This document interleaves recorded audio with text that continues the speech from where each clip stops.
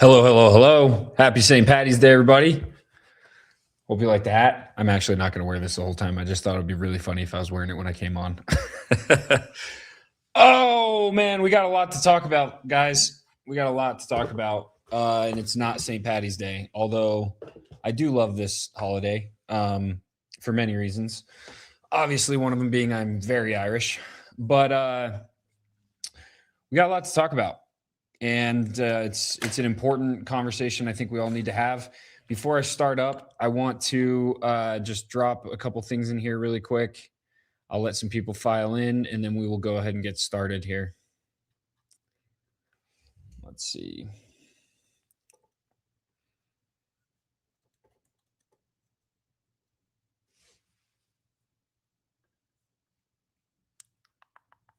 Actually, you know what? We're just going to leave that there. No sound. No sound? Can you guys hear me?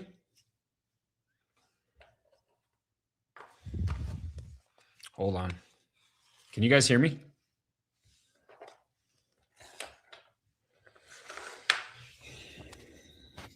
Oh, you can. Okay, so Cody can hear me. Cody, what's up?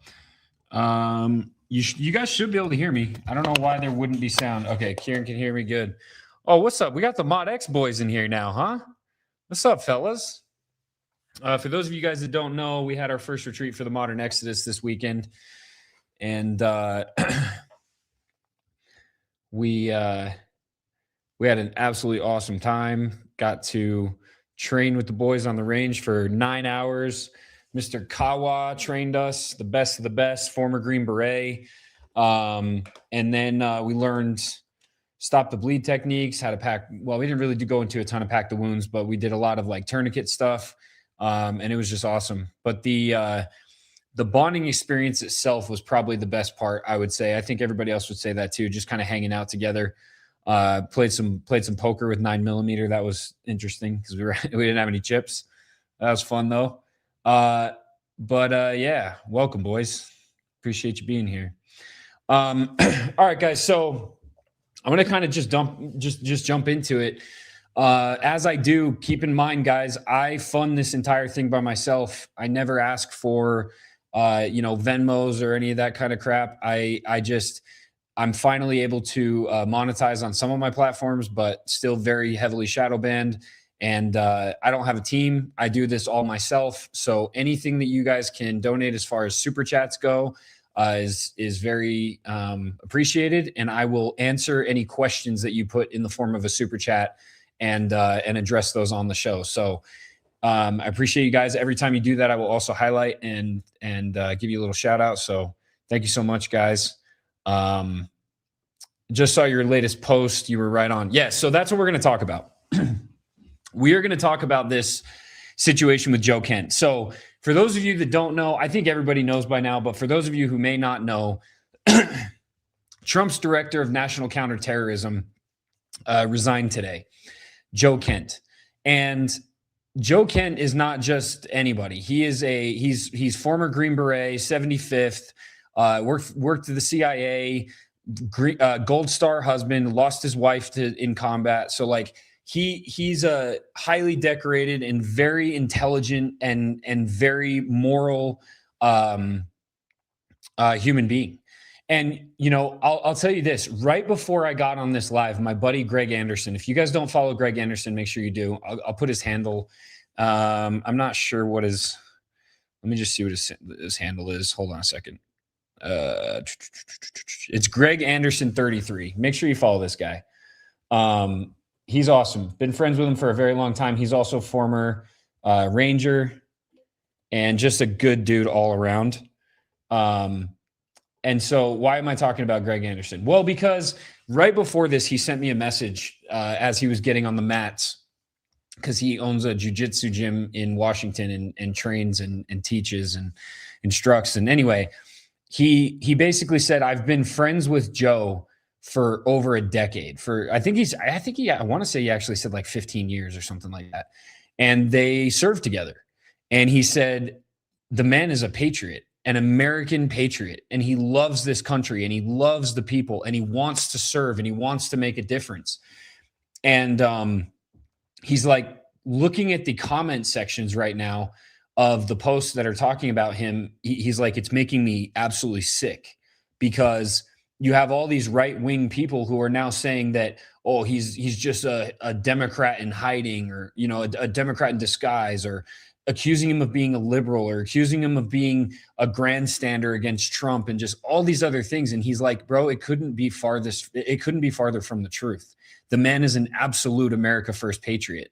And he said, and this is the thing that kind of caught me off guard, is Greg said, seeing this has made me literally want to just shut down everything that I'm doing, all of my social media, shut down the podcast, shut it all down, because seeing the right go after someone like Joe just shows me that I truly don't know if there's anything that we can do to actually make a difference and to actually turn things around in this country.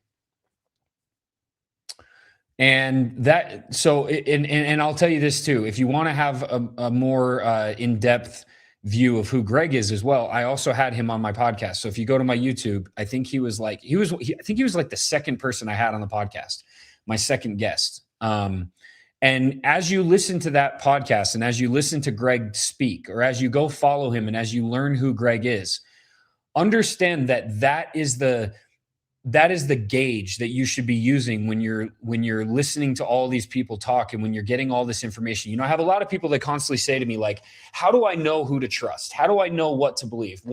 How do I know what information to trust?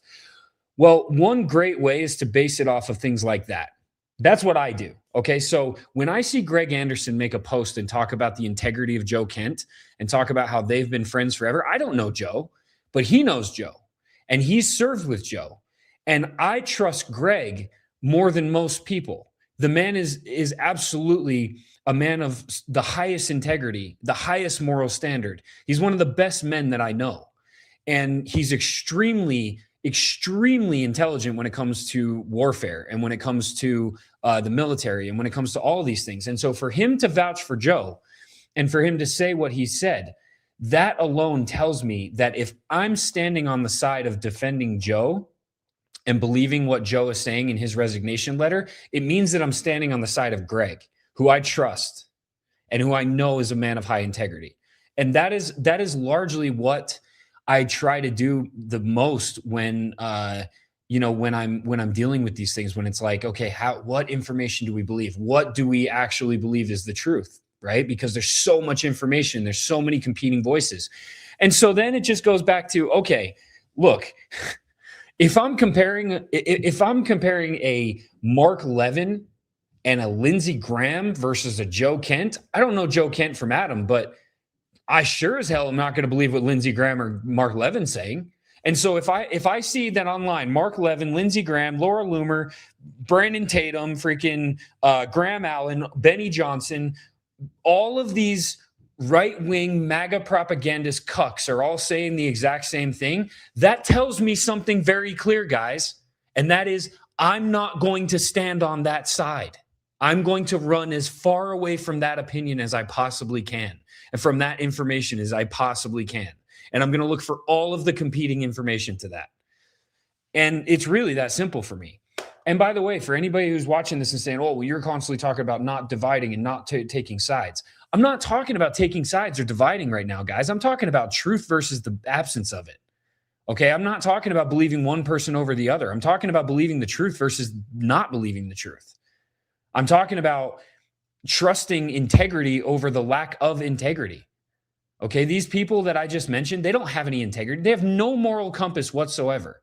They go look at their stuff. All they do is shame and mock and slander everyone and anyone who goes against anything that they believe. And not only that, they literally just, I mean, right now, dude, go look at Tatum's story. All he's doing is talking about his vodka that he just dropped, and talking about himself in a barber chair. Like, it's just the craziest stuff. And I get this stuff sent to me all day. And I'm like, these people don't care about us.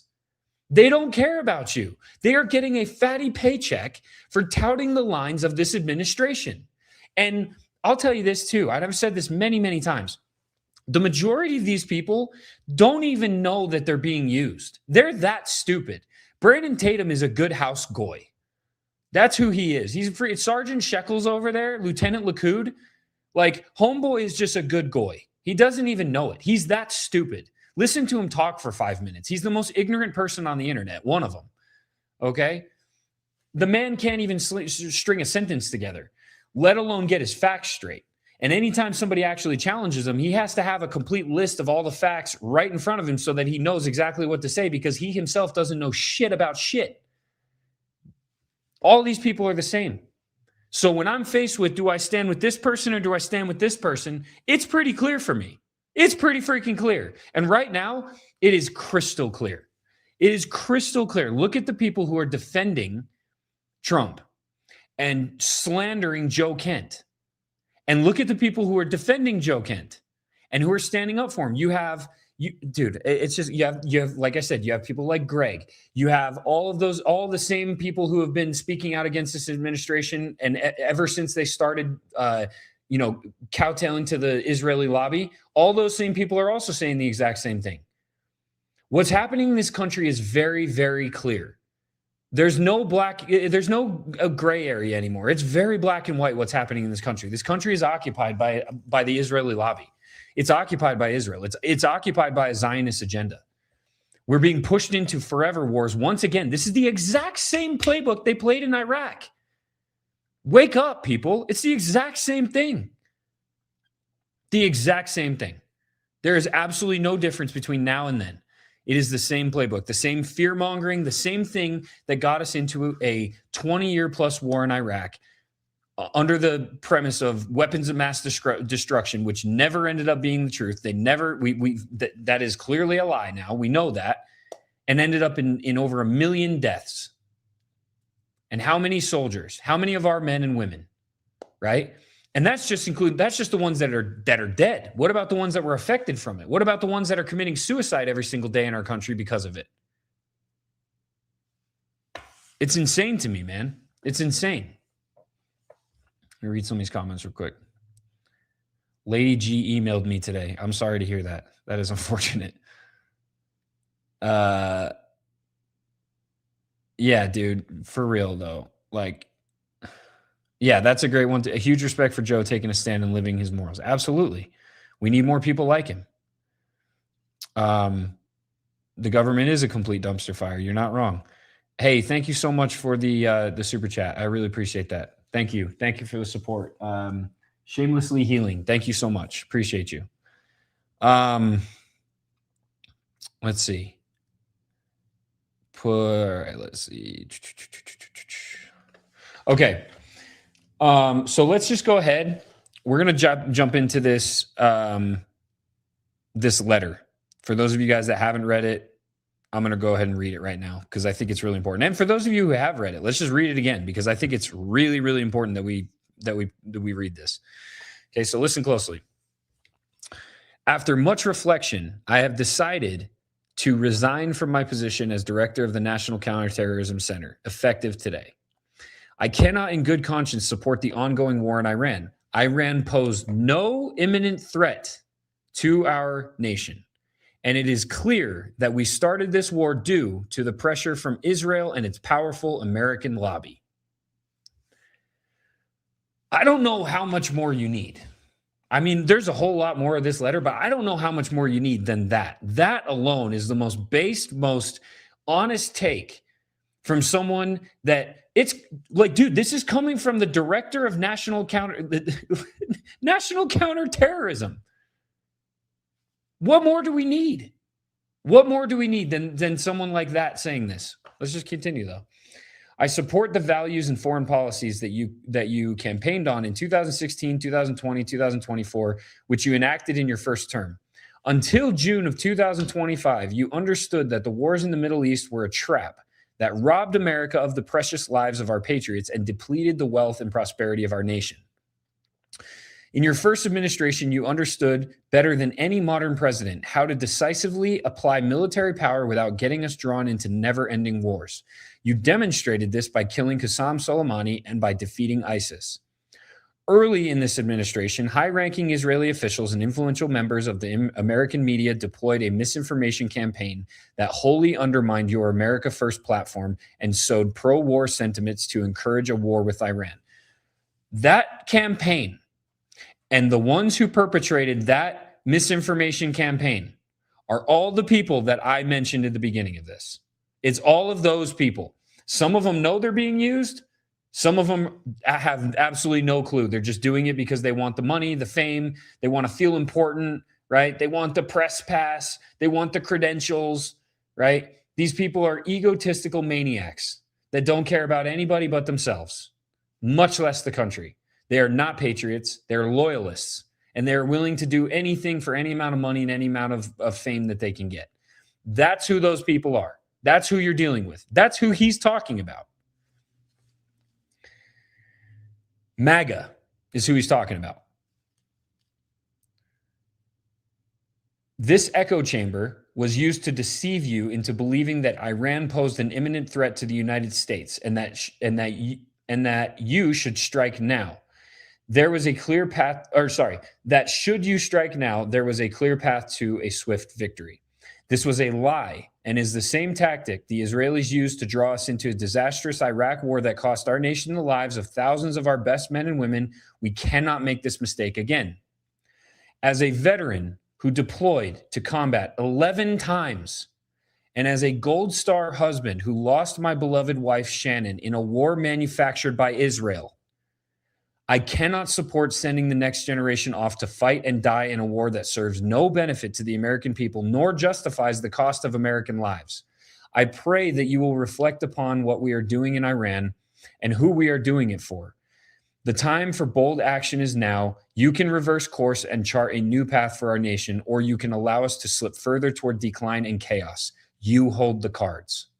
It was an honor to serve in your administration and to serve our great nation. What more do you need?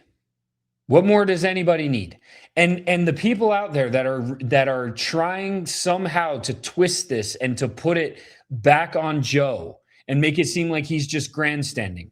I got something else for you. Let me just show you this really quick, just so that we know the truth about his grandstanding. Okay, I'm gonna put this video up here real quick. Hang on a second. Oh, where are you?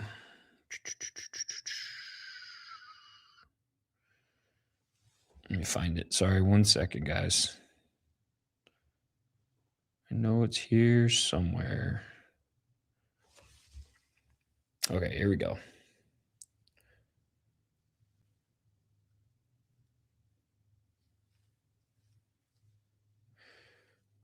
All right. I'm only going to play a little bit of this though, because in the past, when I've played too much of the video clips, I get hit on my account. So I'm not going to play the entire thing, but I'm going to play a piece of it. Let me just pull this up real quick.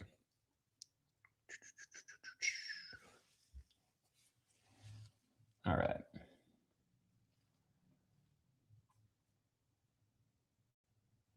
No, that's not it. Okay, it's still sending.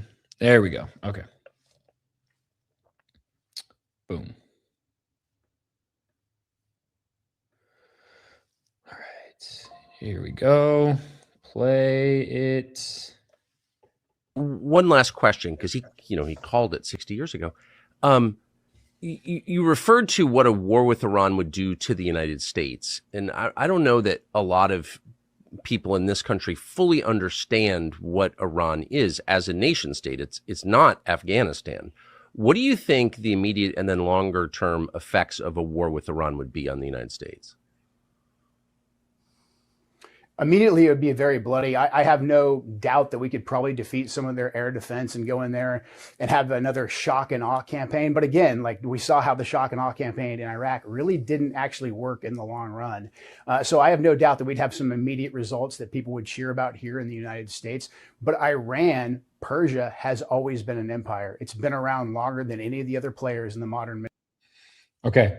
So I'm not going to, like I said, I'm not going to play too much of that because I don't want my account to get hit, but just to put that in perspective, I want to say that was 2023, 2022, 2023, one of those, which go figure, Tucker Carlson, right?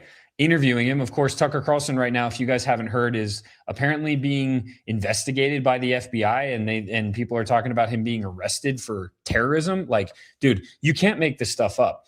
But anyway, that's a whole other thing. Let's stay on topic here. So Tucker Carlson interviews Joe Kent and asks him about war with Iran and what it would mean.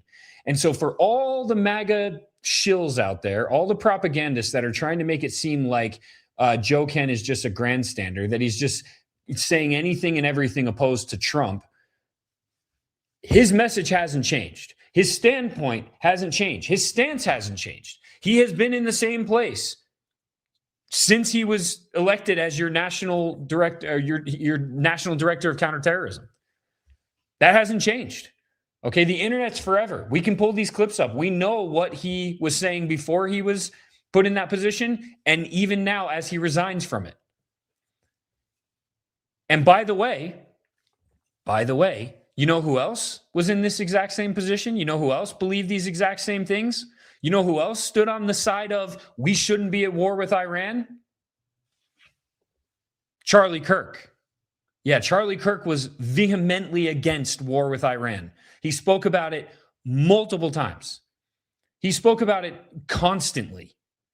And yet the people who are promoting war with Iran, the people that are telling you that Joe Kent is a traitor and a grandstander and trying to slander him and make it seem like he's the enemy, along with all these other people like Tucker Carlson and Megyn Kelly and anyone else that opposes any of this agenda, this Zionist agenda, or the administration's agenda, right? Those same people are the people that will tell you that Charlie Kirk was their friend and that we should honor his death and honor his legacy and blah, blah, blah, blah, blah. I find it really interesting that all of those same people are saying the exact opposite that Charlie Kirk was saying before he was killed. And now they're trying to pretend like Charlie Kirk was on their side or they were on his side or whatever, when we clearly know that that's not the case. I could pull up clip after clip after clip after clip of Charlie Kirk literally saying the exact same things that Tucker Carlson's saying, that Candace Owens saying, that Megyn Kelly's saying, that Thomas Massey's saying. He's actually praising Thomas Massey. He said Thomas Massey was one of the greatest congressmen in our government. That all of these people that seem to be enemies of the party of MAGA, right? That all of those people were saying. And yet all the people who supposedly were Charlie's good friends, the Graham Allens, the Benny Johnsons, right? The Tatums, all of these people who act like they were his good friends. I've actually done this. I actually did it with Tatum in one of my Instagram videos. But you could do this with every one of them. You could mash up what they say now versus what Charlie was saying before he got assassinated, and it will look like they're fighting. It will look like they're completely at odds with their opinions and with their standpoints, because they are. So who would Charlie Kirk have agreed with in this situation? Mark Levin, Lindsey Graham, or Joe Kent? Just an interesting thing to consider for no reason whatsoever, right? Real quick, I just want to say thank you to Rogue Dissident 84. I really appreciate that. Thank you, man. That's awesome. I think, man, I can't tell. It's super blurry. Woman, lady, miss, thank you. I appreciate it. Thank you so much. It does mean a lot. I love hearing when people start channels or like really, they decide that they're actually going to speak up, because we need it. It's not going to happen with just me. It's not going to happen with just some of these creators. Every single person has to speak up. And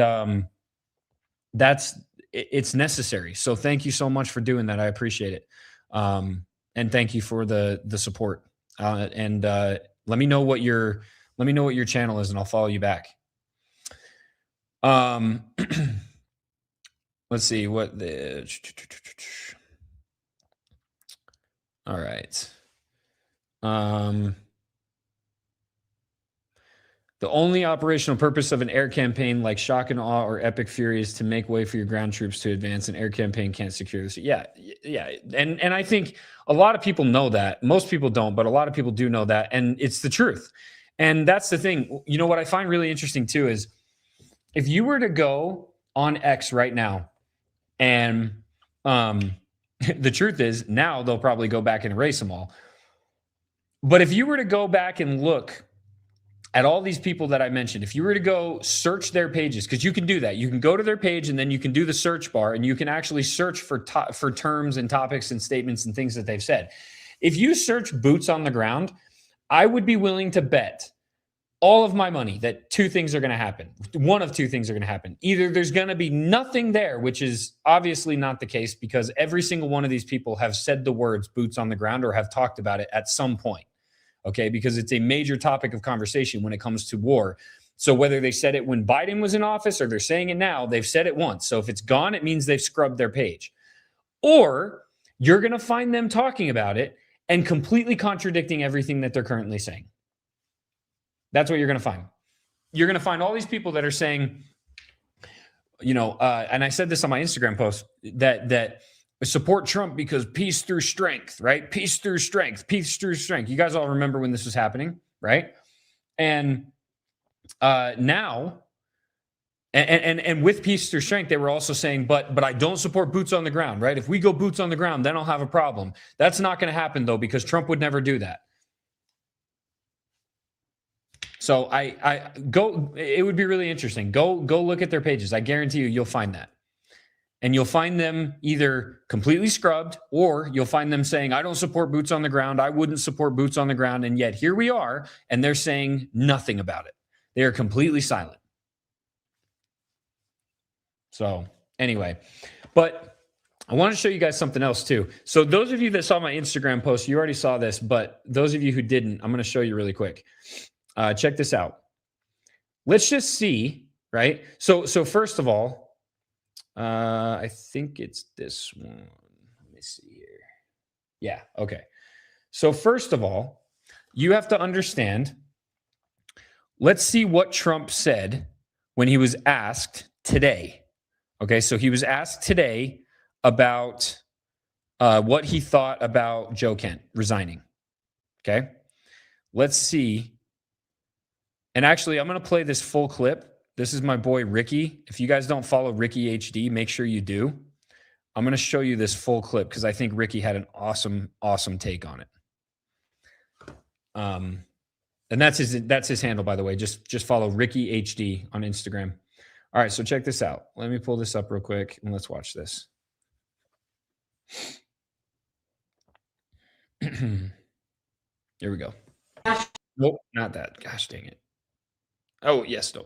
Terrorism, Joe Kent. He just resigned today. He said he can't support your conflict with Iran. What's your reaction to that? And did you? Well, I read his statement. I always thought he was a nice guy, but I always thought he was weak on security, very weak on security. Do y'all see how fucking dumb Donald Trump is? This dude got soup for brains just splashing around up there. Say, oh yeah, Joe Kent, I always thought he was weak on security.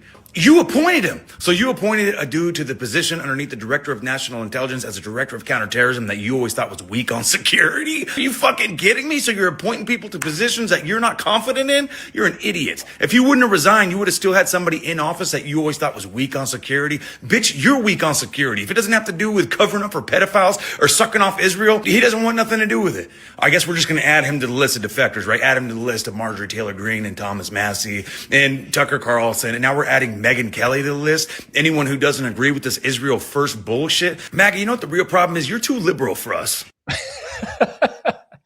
Oh man, I freaking love it. MAGA, you know what the problem is? You're hold on. MAGA, you're too liberal for us. Zing! He's not wrong though. He's not wrong. So that's what Trump said when he was asked about Joe Kent. Oh, I thought he was soft on security. Why the hell would you appoint him as the director of national counterterrorism then? Like, obviously, that's not the case. Obviously, he didn't think that about him before. And here's some proof. Let's see what Trump actually thought about Joe Kent when he appointed him. I met Joe at a place, it was a very sad day. It was Dover. Dover is the Air Force base where large planes come in, very, very sadly come in. And there were a number of people, and I said, so we're waiting backstage, back of the room with the colonels and generals and everybody. And I said, so why are you here? He said, I'm waiting for my wife to come in. And that was a very sad thing. I knew immediately what he was talking about. And we spoke for 20 minutes, and I said, you know, you got to go through this period. It's a horrible thing, but you have something very special. I said, you ought to run for politics someday. I thought it was a little bit pushy of me to do that. This wasn't the right time. But that incredible woman's looking down on him right now, and she's very proud. But I said, you ought to run for politics sometime. And I guess he took me seriously. Because like a couple of years later, I hear this guy, Joe Kent. I said, is that the same one that was running a long time ago? And he was running against a person who voted to impeach me. I said, this guy is great. I like him.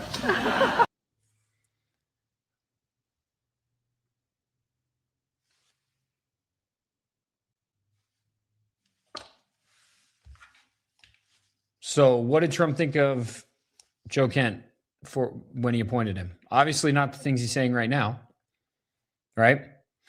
But here's the interesting thing about that whole little blurb right there, right? That whole little statement that he made. It's the thing he says at the end, right? What does he say? He says, well, I found out he was running against someone who, you know, tried to impeach me, and so I like him. The thing you have to understand about Trump, and by the way, this is one of the reasons why people voted for him, is that he's an egomaniac. He loves himself, and he loves anybody that loves him.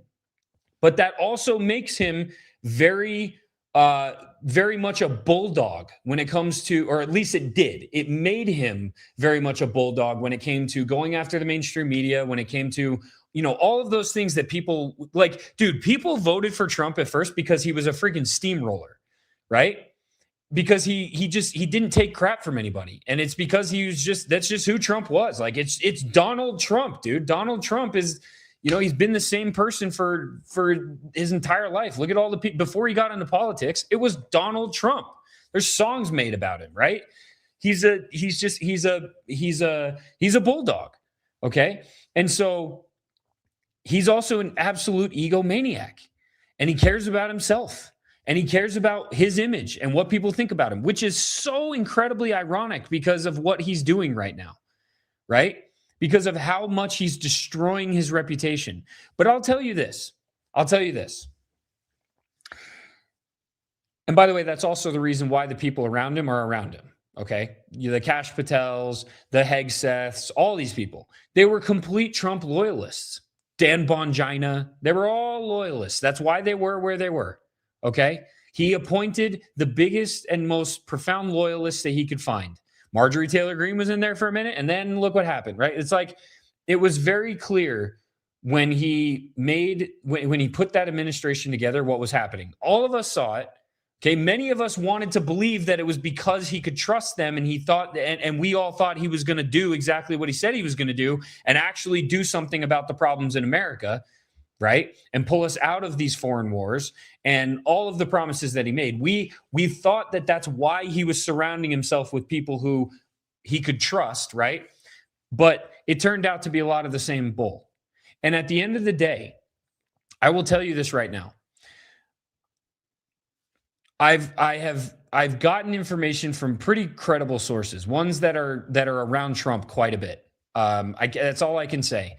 But what they have said, as hard as it is to believe this, is that Trump really is just a big, dumb boomer. And that he really doesn't understand the entire conflict with the Middle East.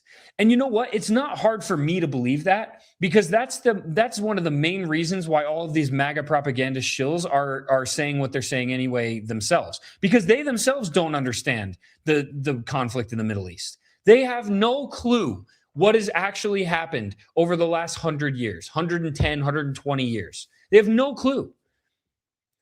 They're like all of the boomers that have been inundated with propaganda for decades. And I don't find it hard to believe that that's who Trump is. I don't find it hard to believe that Trump really doesn't understand and that he's being pushed around and that his ego is being weaponized against him. I definitely think that that's a possibility. Do I think that's what's exactly happening? I don't know. I don't know. He might just be in bed with freaking Bibi and with Israel. Who knows? I will just say though that wouldn't be something I would like take off the table. The fact that his ego is driving him to make these absolutely ridiculous decisions because he's being influenced by the people around him and they're using that against him. But, you know, I tend to believe, obviously, I think the more the thing that makes the most sense to me is that he's being blackmailed. That's the thing that makes the most sense to me. Whether that's blackmail because of Epstein, whether that's blackmail because of people around him, whether that's threats of people around him, threats to his family, Samson option, all of the above. I believe that ultimately what's happening is he's making the decisions he's making because he's being blackmailed, and and Israel has his balls in a vice. That's what I believe. But like I said, I would also consider the other possibilities as well. One of those possibilities being that he's just a big dumb boomer and does not understand this conflict and does not realize what's actually happening. And, you know, if that's the case, then he's been blinded by money and he's been blinded by his ego, and he's going to suffer the fact that his reputation is going to be one of the worst, not one of the best presidents in American history, but one of the worst presidents in American history. And not only one of the worst American presidents, but one of the biggest disappointments in American politics, in American history in general, right? That's ultimately what's going to happen. And so if it is all about ego, it's so ironic because he's literally burning his own ship down. And for somebody who cares so much about their ship sailing, it's wild to me to watch him burn it down completely. But I think that there's something much more, you know, there's an underlining message with this entire thing. And that is, how do I put it? These conspiracy theories just continue. You guys know this. I mean, I'm preaching to the choir, but these conspiracy theories continue to be proven. And if you notice, every single time they are proven to be true, there is an onslaught of opposition to the truth of that theory that has now been confirmed, right? These people are good at what they do. This propaganda is the best, most expansive, most successful, scariest propaganda that we have ever faced as a human race. And it is being perpetrated by the intelligence agency, largely Mossad, largely Israel. It's not a secret. And so to have somebody like Joe Kent come out and say that in a letter of resignation, in a public letter like that, and make it so very apparent that everything we've been saying, everything all of us have been saying about Israel and about the lobbies and about the absolute hold that they have on our country, it just, you don't need anything else. That's it. That's the truth. That is the truth. And anybody that's opposing that is either, they have an interest in opposing that, okay? Whether they're being paid because the war machine, whether they're being paid because they're neocons and they're being freaking funded because of the war, because these people literally make hand over fist money when we go to war. This is not just like a fair, this is the reality. Our tax dollars fund these wars and line these people's pockets. It is a reality. It is an absolute reality. So the ones that are opposing this, that are opposing Joe Kent's letter and opposing what Joe Kent said, are either paid or being controlled or compromised. One of the two. There is no other or they're just retarded. Okay? Those three options: paid, controlled, retarded. Paid, controlled, retarded. That's it. Those are the three options for the people that are opposing Joe Kent's letter, opposing what he said in it, and opposing any of the people that have been speaking out about the Israel lobby. That's it. That's it. There is no other explanation. Lane, thanks so much for the super chat, man. I appreciate you, brother. Thanks for always supporting, dude.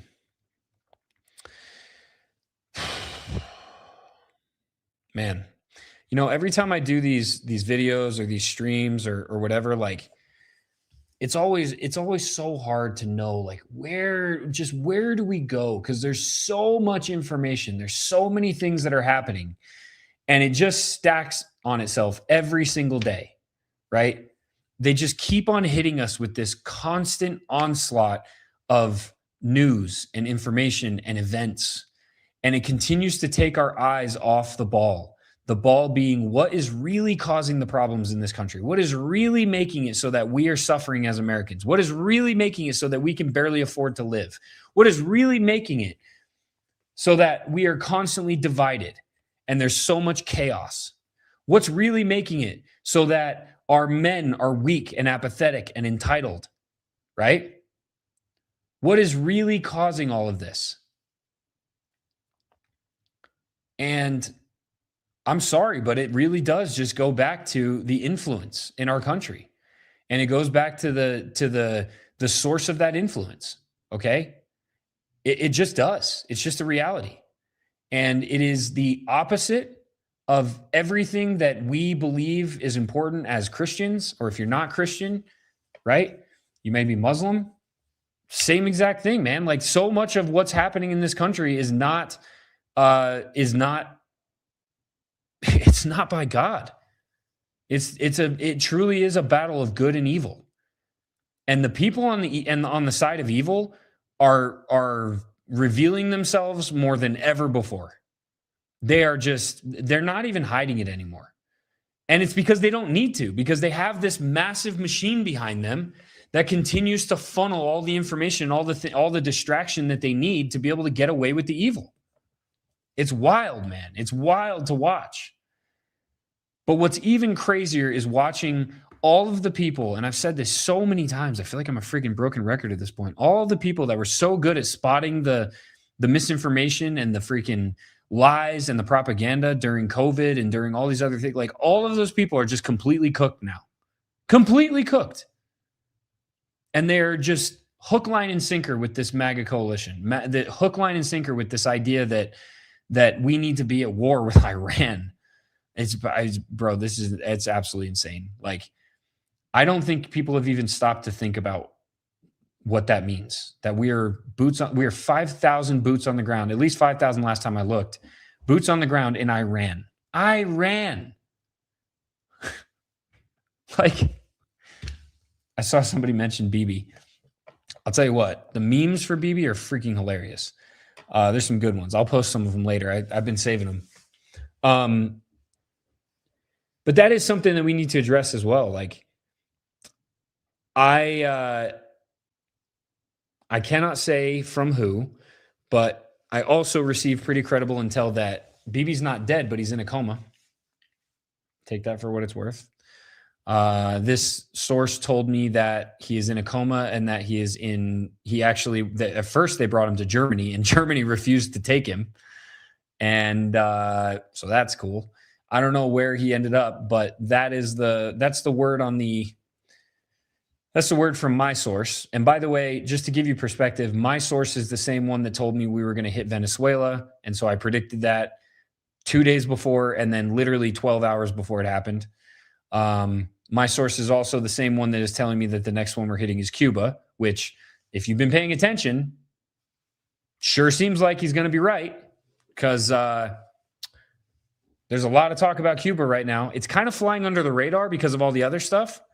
But if you're really paying attention, Cuba's definitely in talks. Cuba's definitely in the conversation, and that seems to be the next one. But yeah, I don't know if he's dead. I would believe this person. I believe that he's in a coma. Take that for what it's worth. Either way, I want to just explain something to you guys, okay? Because what I think a lot of people don't understand is that even if Bibi Netanyahu is dead, okay, let's say he's dead, that is not going to put us in a better situation. I see a lot of people that are like, yeah, he's dead, this is great. No. That's not going to improve our situation any. It's actually going to make it worse. Why do I say that? Because the guys underneath Bibi, the guys that could replace Bibi, They are 10 times worse. Smotrich and Ben-Gvir are bad news, guys. You think Bibi's bad? They are controlling Bibi. Bibi is doing their bidding. All of you need to go watch the documentary, The Bibi Files, to understand this. To really understand this, you need to go watch The Bibi Files and the occupation of the American mind. Because Smotrich and Ben-Gvir are evil to their core. And they are the ones that we need to be very, very worried about. So if Bibi dies, it's not going to make it better. It's going to make it far worse. It's not going to improve the situation. The only thing that could possibly improve the situation is if somehow Israel decided to actually like stand up to Ben-Gvir and Smotrich and get them out. Because I got news for you guys. Most of Israel does not want Netanyahu to be in power. They don't want them to be in power. Like, they want him to be held accountable for his crime, for his international crimes, and for all the other things that he's done. So, take that for what it's worth. But yeah, the guys underneath Bibi, the guys that could replace Bibi if Israel didn't stand up, or if the government didn't do anything to push those guys out, they'd be far worse. It would not be a better situation. So the other thing I'll say is this too. I think the Bibi thing is just another, it's just another distraction. I mean, think about all the, like I said, all the memes, all the noise about Bibi Netanyahu is completely distracting people from the fact that we're at war with Iran. and the director of national counterterrorism resigned today and called them out. He literally called out Israel and the Israel lobby in America. He called them out. So all those other things that are happening, far less important than that. Far less important. Let's see what it says. WEF 2015 newsletter in 2018. WEF speech made by Trump introduced Klaus Schwab lays out exactly. Oh, yeah. Yeah, I have seen that. That's the whole idea for the New World Order.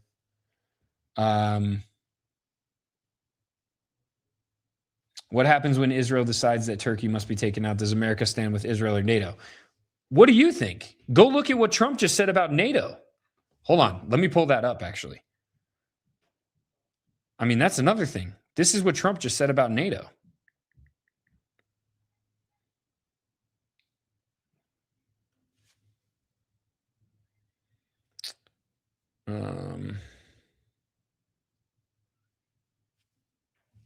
If I can find it.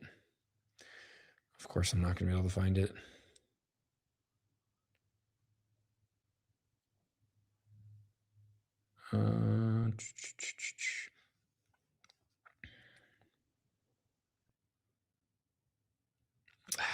I can't find it, guys.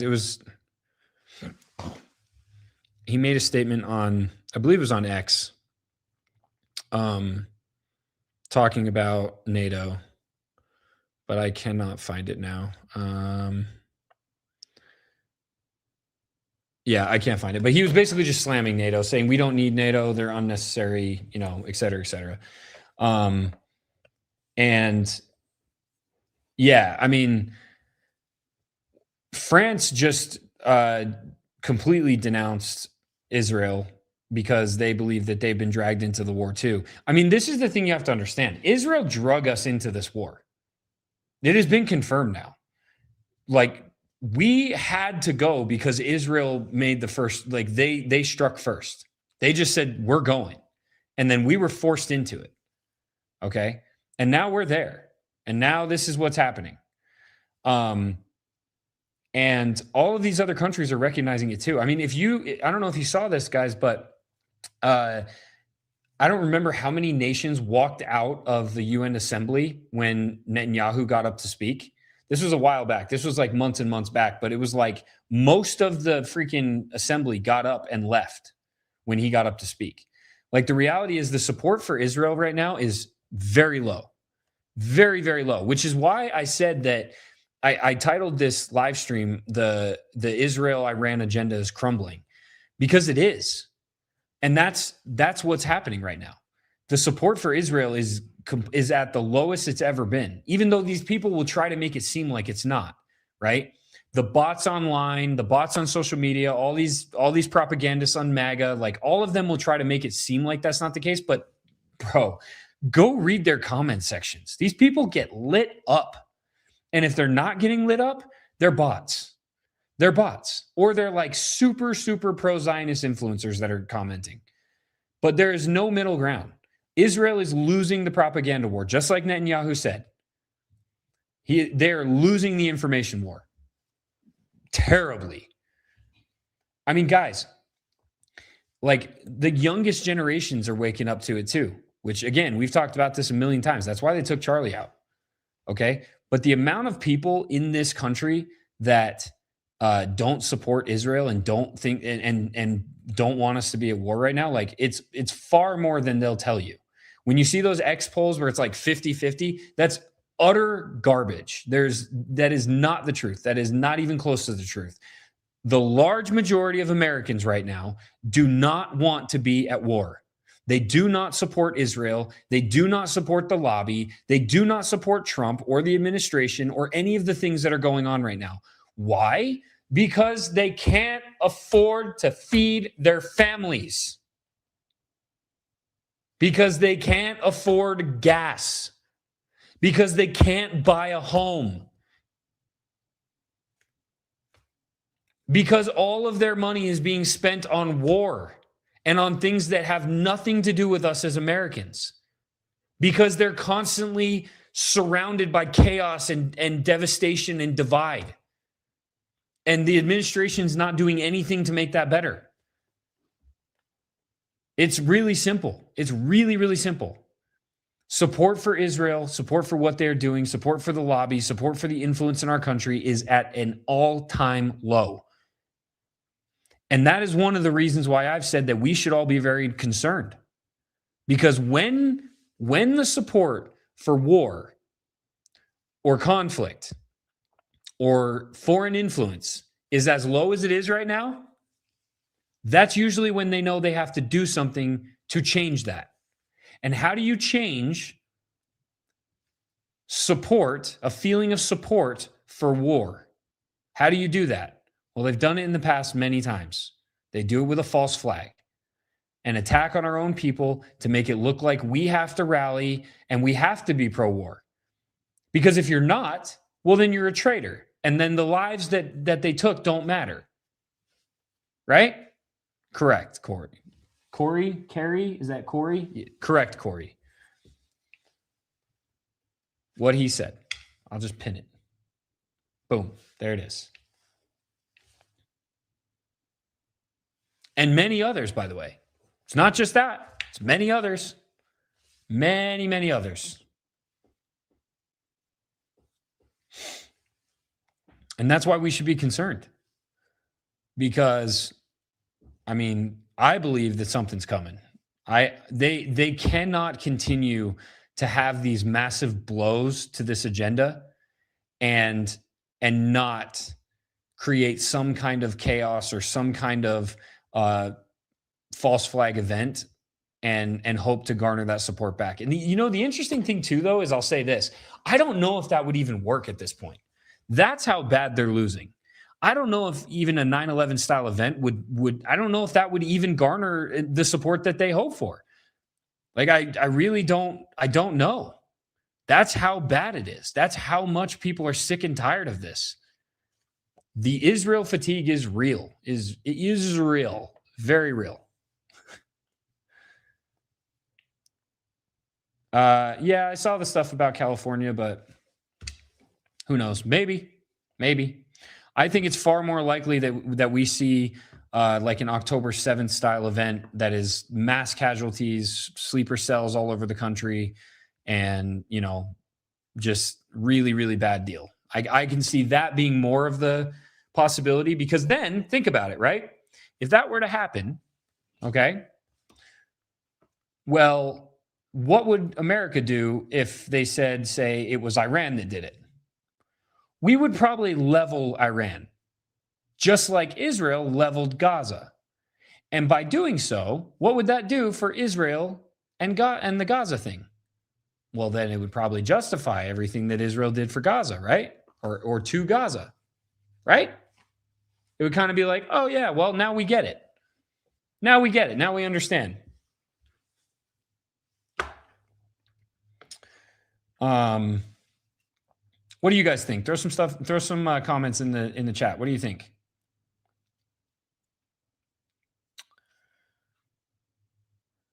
Where are the protests? I don't know what protests you're talking about. I'm not sure what you mean by that, April.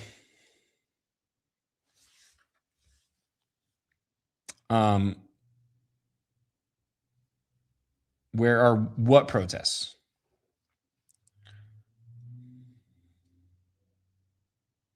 Where are what protests? Okay, this is the next video I want to pull up because, like clockwork, somebody else decided to chime in. And I'm sorry, I have to subject you guys to listen to his voice. Oh, protest the war. Look, for protests, here's the thing. And I've said this many, many times. Protests don't do anything. Okay, they don't. Nobody wants to hear that, but they don't. Protests are just people going in the streets and screaming and yelling and carrying on and throwing a tantrum, and the police carry on just like they normally do. They block off the roads. They take care of the security, blah, blah, blah. Nothing happens. Everybody goes and protests, and then everybody goes home. Unless it's an organized situation like BLM and all this other stuff. And in that case, they burn the city to the ground because they're paid agitators and they're paid to create a chaos, and they're anarchists and communists, Marxists, okay? But in reality, protests don't do anything. Okay, the closest thing to a protest actually making a difference in recent history would be like the Canadian convoy. Okay, a lot of people don't want to talk about this, but the Canadian convoy is what actually got us out of COVID.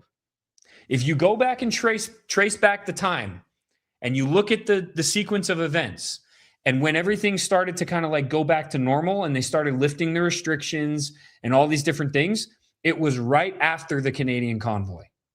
Why? Because the Canadian convoy actually disrupted an essential step to their process. Okay? And that's what you need to think about. It's not about storming the Capitol. It's not about doing some protests in the street and screaming and yelling and saying, we don't want this, because that doesn't do anything. It's about causing disruption.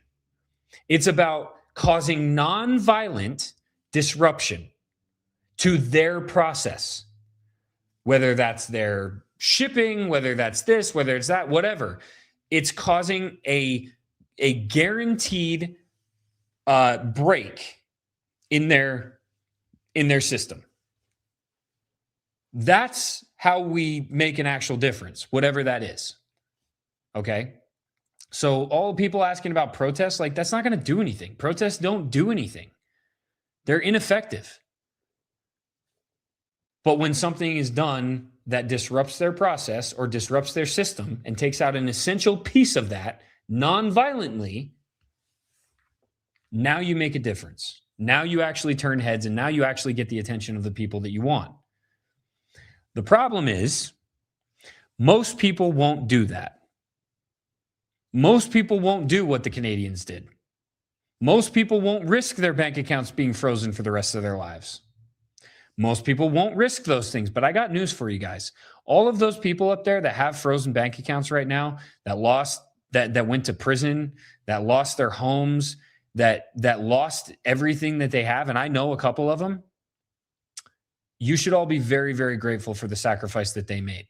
Because that sacrifice, that selfless sacrifice, is what ultimately ended that COVID tyranny that we were all experiencing. Take that for what it's worth. Yeah, truckers and farmers showing up in masses, stopping production, supply chains, make a difference. Exactly. That's exactly right. Yep, protests in the Vietnam War, it's the exact same thing. You're right. Correct. Okay, I'm going to go ahead and play this next clip. So somebody else had something to say about Joe Kent. And it's not going to surprise you who it is. And I'm sorry that I have to subject you to it, but I have to.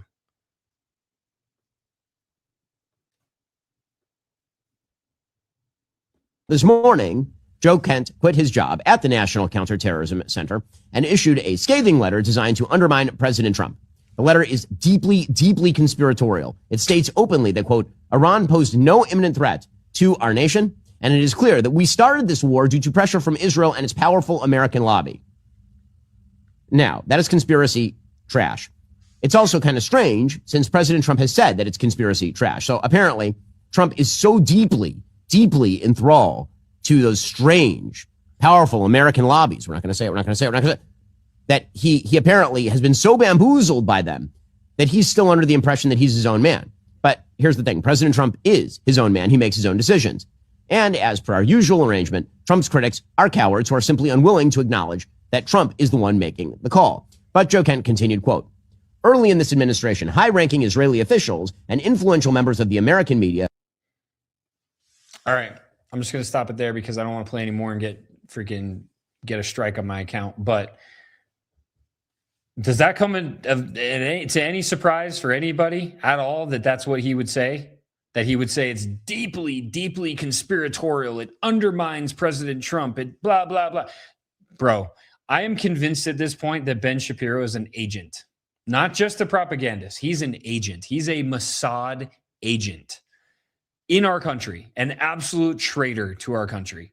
And it is insane to watch people gobble up his rhetoric.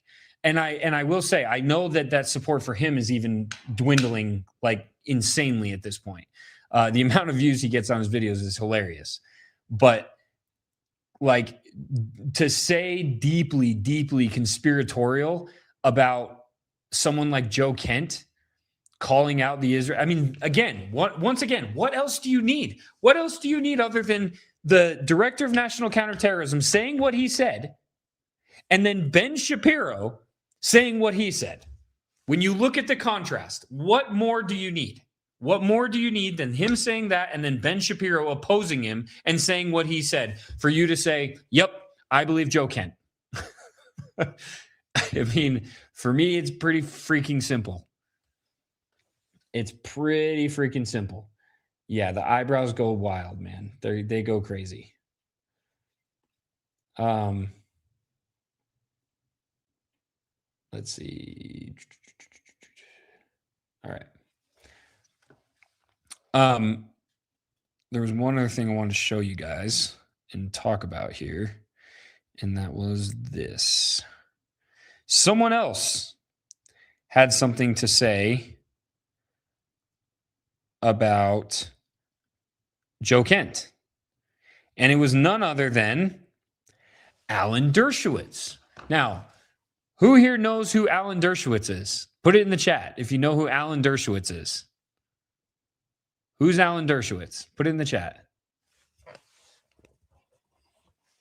Come on, guys. Don't let me down. Don't let me down. Who's Alan Dershowitz?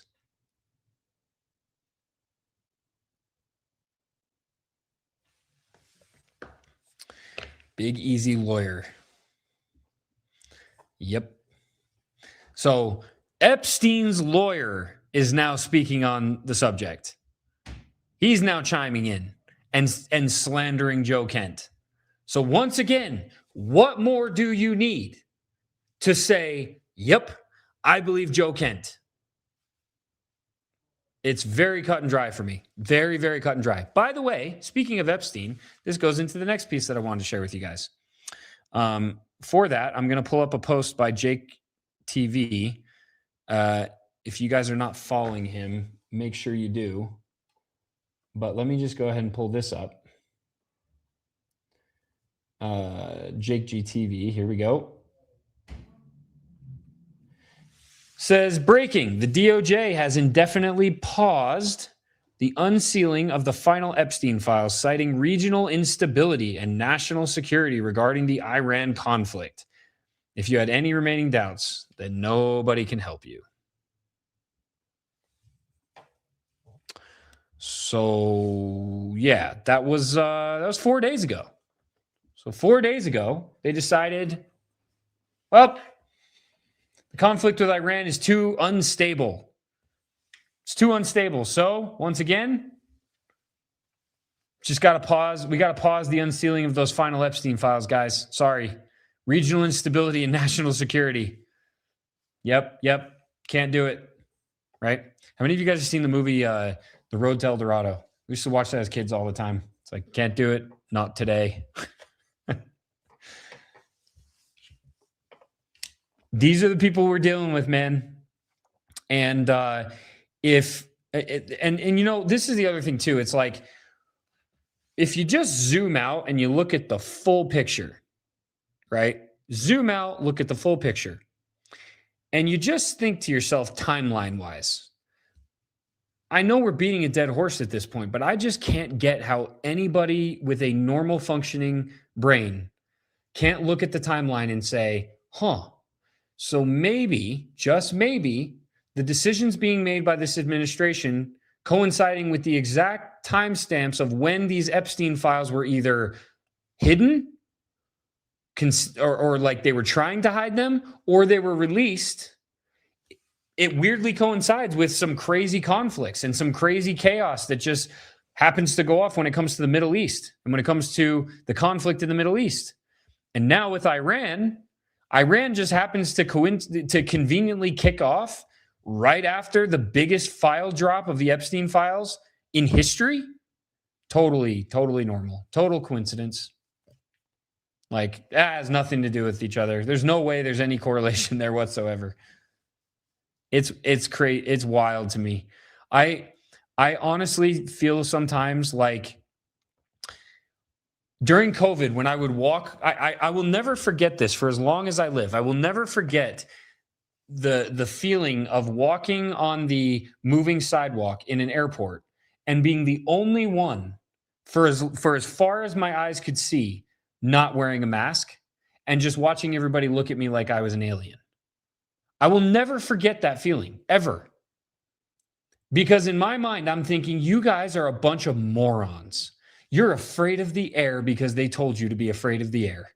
And you think that stupid thing on your face is going to protect you from this scary virus. That's literally it's what went through my mind every single time. You're looking at me like I'm crazy. You guys are literally insane. You have been completely brainwashed by your government. And I'm the only one in this entire airport with thousands of people who can see that. It's wild. That's how I feel right now. It's how I feel when I read the comment sections, the ones that are not bots. When I read the comment sections of these different things that people can't see that correlation of timeline. They can't see that they're completely aligned when it comes to the release and the disclosure of the Epstein files and war, like conflict. And it blows my mind. It blows my mind that people can't see this. It's just, I honestly cannot understand how people are so ignorant and how they're so blind.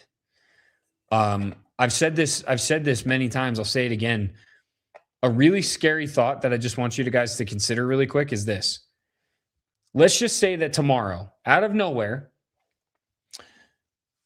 government comes out and says, hey, Iran launched a super bioweapon on us. And we know that it's in every single state of the country. We don't know how it got there so fast, but it's in every single state. But there's a catch. It can only hover 5 feet above the ground. How many people do you think tomorrow would be on their hands and their knees?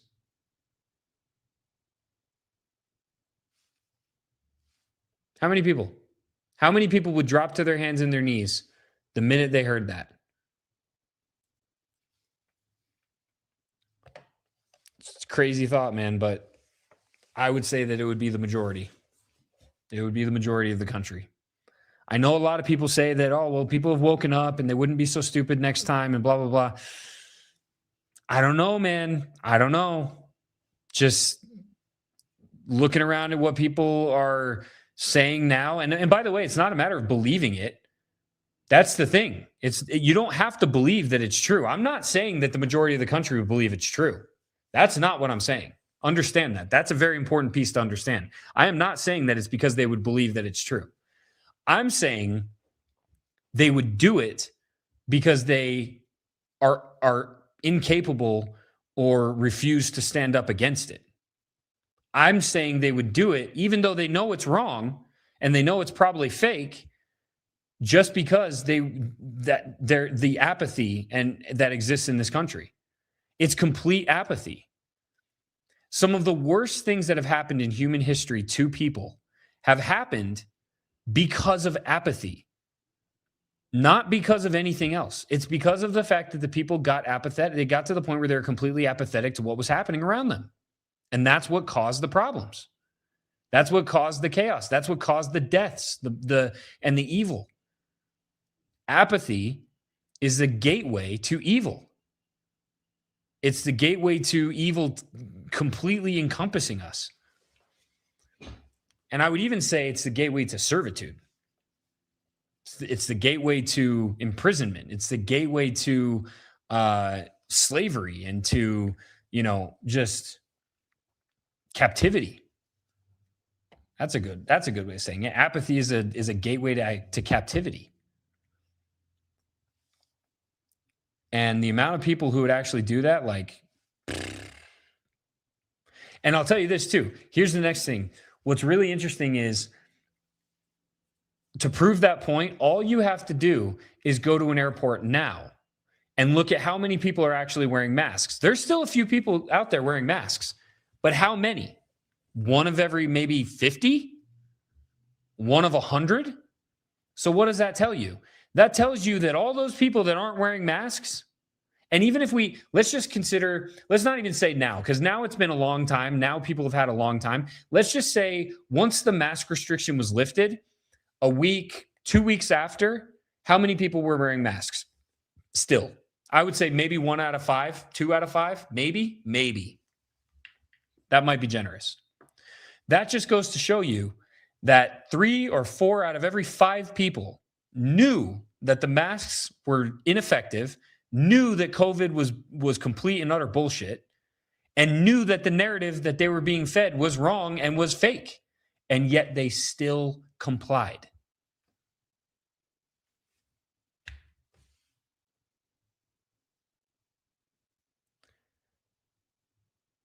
All right.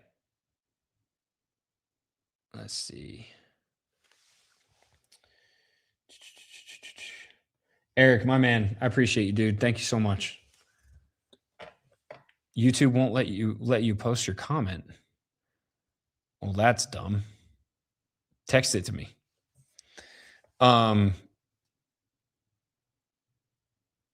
Let's see. What do you guys think? Drop some more comments in the chat. What do you think? Before I move on to this next topic, what do you think? Give me your thoughts.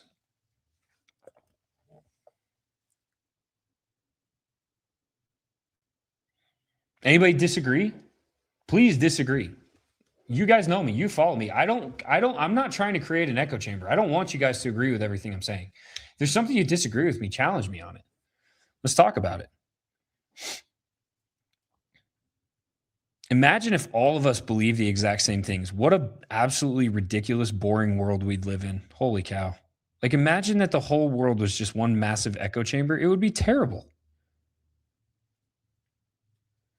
All right. So we were talking about Alan Dershowitz. I'm going to bring up what he said.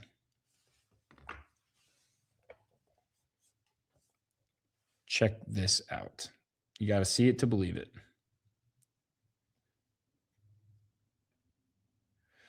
Let me remove this first. Remove. All right, here we go. So this is what Alan Dershowitz had to say. Once again, who's Alan Dershowitz? Epstein's lawyer. Keep that in mind. This is what he said. I'm just going to go ahead and read it for you. Neo-Nazi Jew-hating Israel basher quits administration. Good riddance to bad garbage. Joe Kent, who cavorts with Nazis and blames the Jews for everything, has resigned in protest over the Iran attack. In his letter, he invokes anti-Semitic tropes about Israel, the Jews, and the media they control, getting us into wars. He includes the Iraq war, which the then Prime Minister of Israel actually opposed. Kent is a liar, a bigot, and a Nazi lover. It's good that he is gone. He should be relegated to the waste bin of history, where he joins others of his disgusting ilk. Anyone who supports this evil man as bigoted views should join him. Good riddance.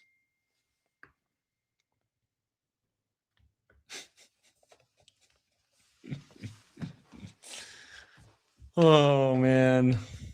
Former Green Beret, 75th, CIA, gold husband, highly decorated, highly respected, highly loved, appointed by Trump himself. And now?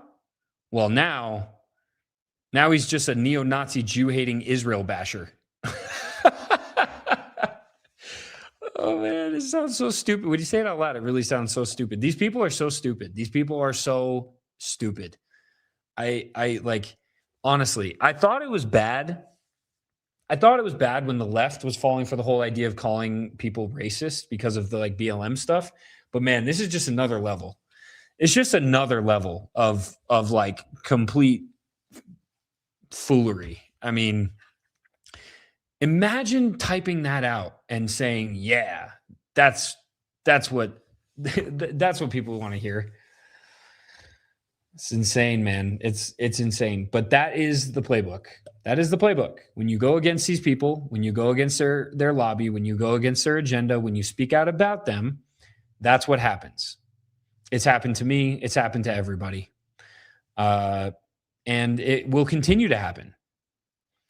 And I said this in my Instagram post. I said, Trump, if he wants to actually salvage what's left of his reputation and his presidency, and actually if he wants to if he really wants to turn things around, I believe this would actually turn things around. Man, if he were to completely disassociate from Israel, pull us out of the conflict and get rid of the Israel lobby in America, imagine. He would then go down as quite possibly the greatest president America's ever had. But then why doesn't it happen? Because if someone like Trump, that's what Trump cares about, right? That's what Trump wants. Trump wants to be the greatest president ever known. He wants to be the guy. So why doesn't he do it? And that's why I go back to saying that I actually believe there's a possibility that he just doesn't know what's really going on. That he's actually just that ignorant, and that the people around him are controlling his every move. And he just doesn't see it.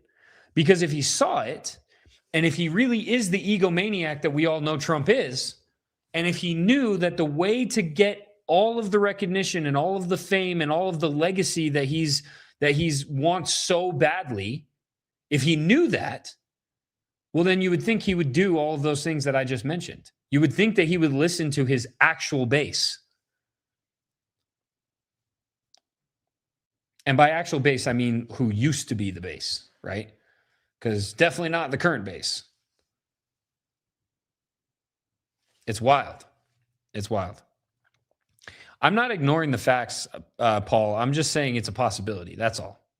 I already said what I believe is the true, like what's really happening is I think he's compromised. I think he's compromised by Israel with Epstein or whatever it may be. That's what I truly believe. But I'm just saying I can have two possible opinions here, right? And honestly, multiple things can be true at once as well.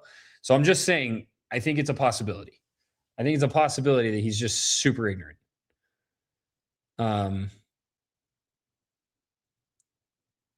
Let's see. We know you won't block us, Slayer creator. You know, did to me yesterday. And it wasn't even over anything serious. No, I mean, I don't block. Listen, I block people when they are like when people threaten me or my family, or they just come in my comment section and they just like call a bunch of names and they just go hard. Those are the people I block. People that actually want to have a conversation about things and want to actually present an opinion, and it's not an aggressive opinion that's just like attacking me and my character and the people I know or whatever, like that's a whole different story. I would love to have that conversation. My goal is to have that conversation across the aisle as much as possible. That's how we actually make a difference. Charlie understood that, and then they killed him for it. Go figure. But anyway, blackmail Israel has over him, overrides his GF about his voter base. His term is up after this. Yeah, probably.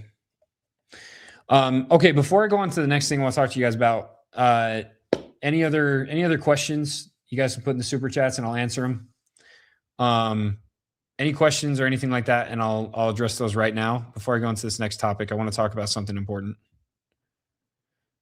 And it's not politics. So if you're just looking for political, more political stuff, you can probably get off, because I'm going to talk about something more important, something much more important.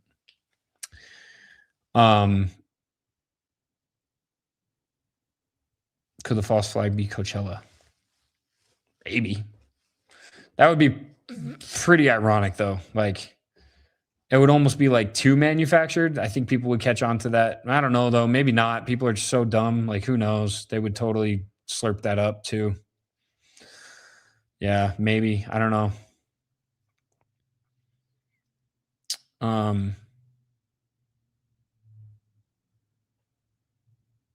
But maybe. I don't know. Any other questions, guys, before I go on to the next piece?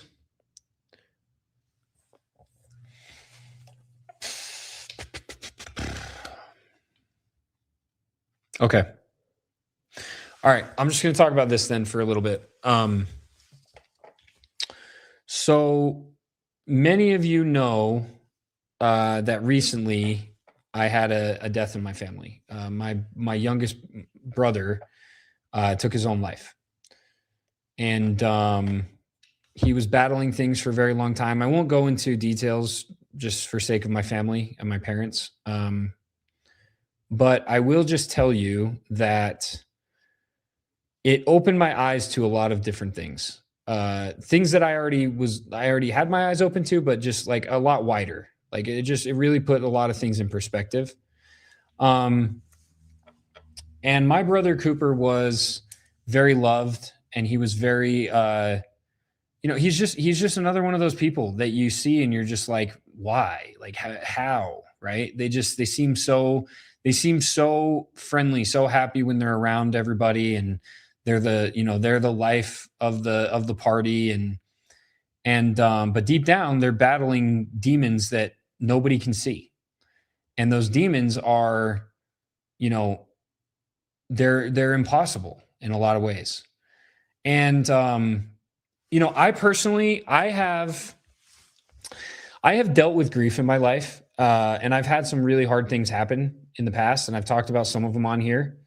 And this one was definitely one of the hardest ones, just because there's just nothing you can do or say. Nothing would change it. Even like there was nothing we could have done or said to change it in the first place, and especially after. But I will just say, though, even though I've dealt with a lot of grief and a lot of tragedy and a lot of things in my life that would make most people say, holy crap, dude, how do you even deal with that? I've been fortunate enough, thank God, thank my Heavenly Father, that He has provided a way for me to not get to a place where I'm completely destroyed or decimated by these things that have happened in my life, to the point where it makes me want to leave this earth, or to the point where I can't control my emotions. I've been fortunate enough to not ever get to a place like that.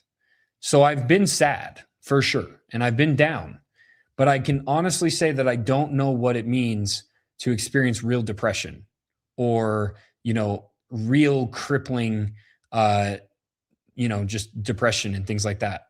And then for that to be followed up by other things like addiction or whatever else, right? Like, I don't know what that feels like or what that, I can't relate to it.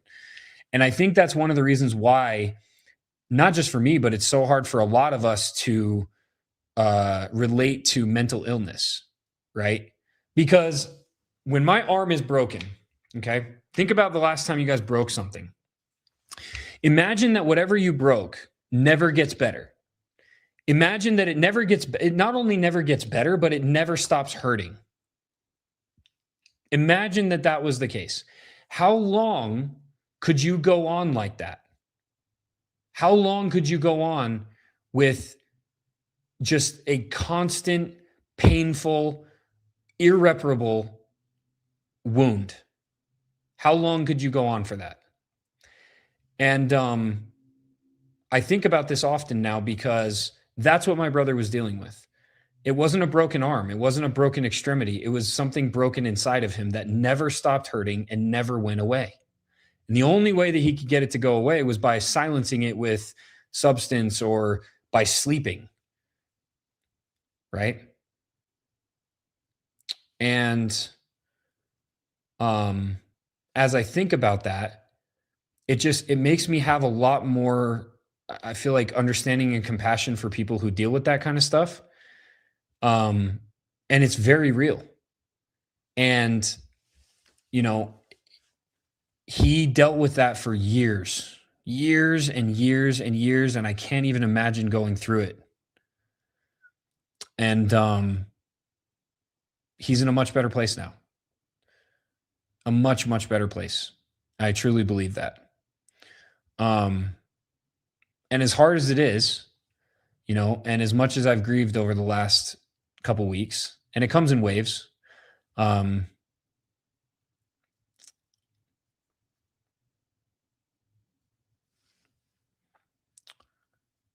is comforting to know that he's in a better place, that he's happier, because he deserves that. He deserves to be happy. He deserves to not be in pain. He deserves to be, you know, he deserves to be happy. So why do I bring this up right now? One, because a lot of people have asked me about it, and I just kind of wanted to get it off my chest. I haven't really spoke about it publicly at all. And like I said, I'm not going to go into details or anything like that. But the other reason is, prior to his death, I started to form a group, something called the Modern Exodus. And it is a group for men specifically, not to exclude you women, but I'll just put it like this, okay? All of the women that are like, why don't you build something for us? I am not qualified to lead you women, okay? I am not qualified to lead a women's group, okay? You guys got to build it yourself. I'm not qualified. I'm sorry, but I'm not. I'm not even qualified to lead a men's group, to be honest, right? Like I lack in a lot of areas. But the main reason why I did it is because men nowadays are so isolated and so suppressed in so many different ways. We have gotten to a place in society where the strength of men no longer exists in groups, at least not very much, right? Throughout all of history, the reason why men have always been strong is because we've always been surrounded by other men. Think about this for a second. We've always been in tribes. We've always had other men to rely on, to fight with, to learn from, to whatever. And now it's not just men, but everybody is so isolated because of social media, because of this, because of that, whatever it may be. But men specifically are so isolated and so cut off from other men. And we need other men to be strong men. That's just a reality. That's just a fact. Men are not meant to sojourn this world alone. It's not natural. And not only that, that's a major reason why our country and our world is where it is. I truly believe that is because of isolated men. Because of that isolation comes the apathy and the entitlement and the weakness and all of the things that contribute to problems, that contribute to chaos, that contribute to all of the issues that we deal with in society. And to be honest, even something as simple as the Epstein files. Why does the Epstein files exist? Well, because of weak, entitled, evil men. That's why. So how do you fight that? How do you stand up against that? How do you stand up against all of everything we talk about? What do you do? I don't know. I don't have the answer to that, guys. I don't think anybody does. And anybody that tells you they do, they're lying. Okay? Because, okay, so storm the castle. Cool. Take out the king. Cool. Take out the other guys. Then what? Who's going to run it? One of the reasons, if not the reason why Rome fell, is because there was no contingency plan. They toppled it, and then there's nothing to replace it with.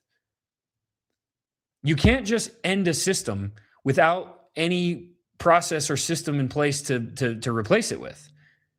And quite frankly, none of us really know how to replace that system, which is why it hasn't been done. I'm not saying that's not a possibility in the future. What I am saying is this. The best defense is offense. And the best thing that we can do to fight against what we know is ultimately the root cause of the problem, which is weak, evil, isolated men, is to be the anti that, to be the opposite of that. We need to be strong. We need to be accountable. We need to be responsible. We need to be leaders. We need to be vulnerable.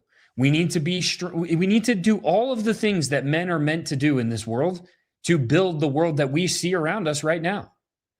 For us, for our families, for our communities. Like, we have to do that, or we don't have a fighting chance. We don't have any chance in hell to turn things around. And even if it means that all these things aren't going to necessarily turn everything around because we don't actually have control over it, even if that's the case, I truly believe that if we can come together as men and at least build ourselves and our families and our communities, while the world burns down around us, we can at least be prepared and insulated from the fire. I truly believe that. And we can be everything that we need to be for everybody around us. And hopefully, it's my hope, is that if we do enough of that, one day we might actually be able to stand up against all the evil. When the time comes, we will be ready to do it. And so why do I connect those two things? Because my brother didn't have that.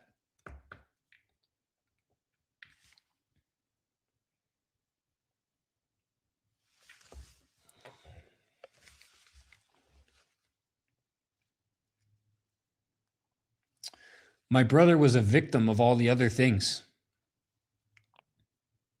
He was a victim of all the evil and all of the apathy and entitlement of other people. They took advantage of him in many ways. The system took advantage of him in many ways. And even though he had family that loved him, even though he had friends that loved him, eventually that system took him out completely and made him leave this world. And that happens 20 times a day to men. 20, I think it's actually more than that. I think at this point, I read somewhere that it's like 30 or 40 times. That men have been completely taken over by this system and have been completely overworked by the decay of this world, and just say, regardless of my family, regardless of my friends, regardless of my kids, regardless of anything, I can't take it anymore. And they take themselves out of the equation. And how do we expect to stand up against this if that's what happens? And like I said, it just has gotten me thinking a lot more about it. I was already starting the group before that, but it just kind of, it more solidified it for me, the importance of it. And it's why it has been my entire focus now. And it is my entire focus. And I'm not gonna like plug it or whatever. I want you guys to all be a part of it, but I really just wanted to talk about that. I really just wanted to talk about the reason for it and what we need more. And I'm not, like I said, if you don't want to join mine, go build something yourself. Go get together with men. Find men that need, community, and go build it. If you're not going to join mine, go build it somewhere else. If you want to join mine, you're welcome to. But we have to do something about that. That is the root cause of our problems. And it starts with us. Okay? Because like I said, I think I have a lot of great things in my life. I've been blessed in a lot of ways, but I am not perfect, and I am nowhere near where I want to be, just like everybody else. I'm just like you. I'm just like all of you. Okay? I say this all the time because it seriously is like, it's the truth. This is my freaking TV sitting on cardboard boxes right now. My monitor. Okay?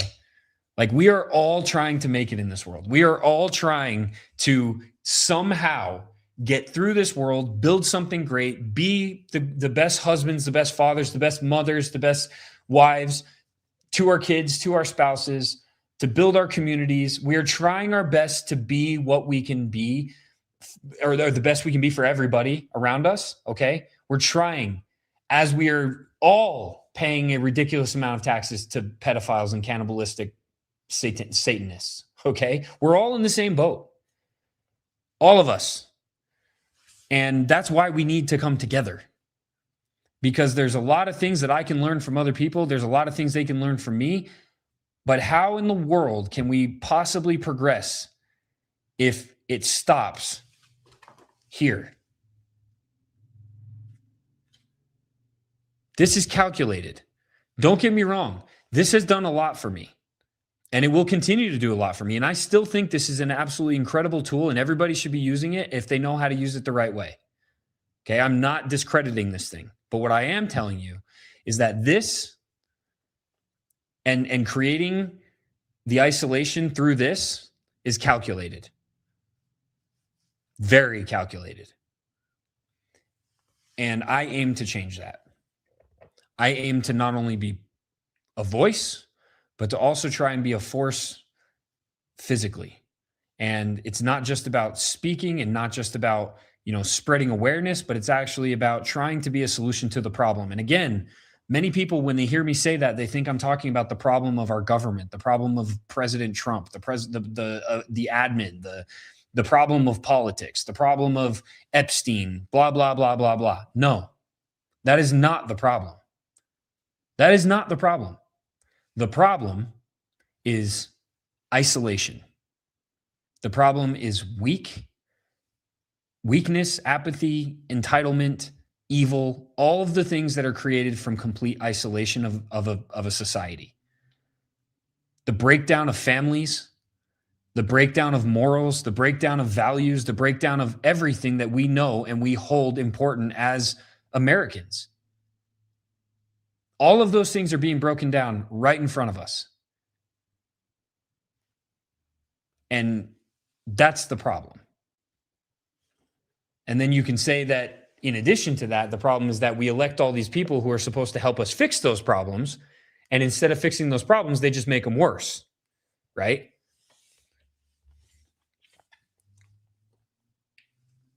But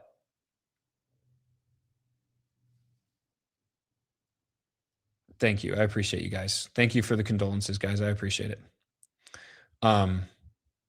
Yeah, Corey, well said. The other thing I'll just say is this, guys. I'm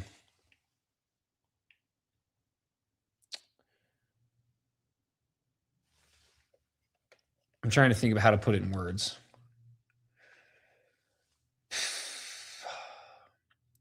I think that I have been blessed in my life to be able to kind of step back and look at a bigger picture in almost every situation because of the chaos and because of the tragedies that I've experienced.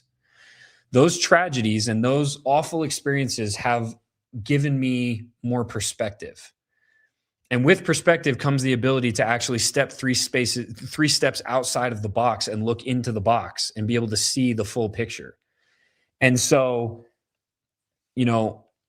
I believe that that's one of the reasons why I am able to do what I do and consume all of this like evil, but still be able to cope with it and still be able to function and still be able to share it, but also not be completely consumed by it.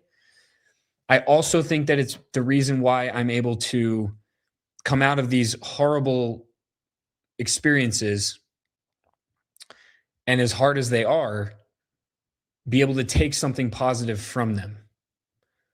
And if there's anything that I could say to you guys that are watching and listening right now, it's that. Understand that there's only so much in your control. And focusing on the things that you can't control will do nothing but lead you down a path of despair and impossibility.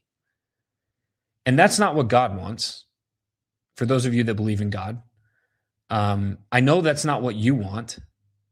It doesn't help anybody. It sure as hell doesn't help your family, your friends, whatever. Like if I was just completely taken out by this experience with my brother, how would I help my sisters? How would I be strong for my sisters? How would I be strong for my parents? How would I, how would I help them in any way? How would I help anybody that is watching me go through this? Right?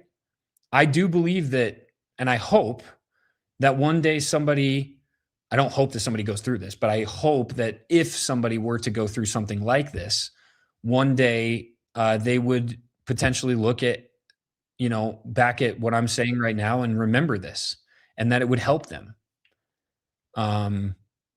It would help them deal with that grief, and be able to, once again, step outside of the box and look at the full picture. Because when I do that, I see my brother in a better place. I see him happy. I see him free of pain. And I also see, because a lot of people would turn to anger, right? A lot of people would be angry at him. They'd be angry at family. They'd be angry at God, right?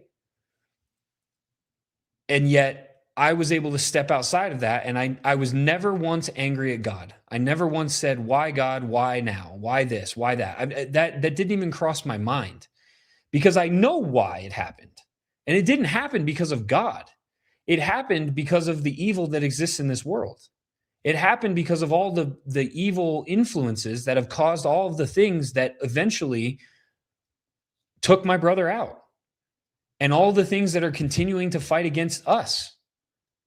I was able to see that clearly and not go to a place where I blame God for it or I blame him. I wasn't angry at him.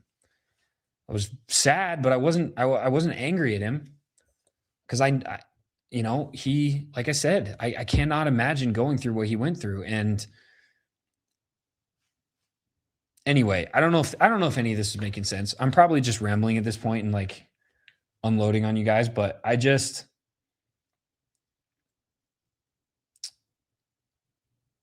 things are a lot bigger than just the politics and the chaos that they throw at us every day. It really is.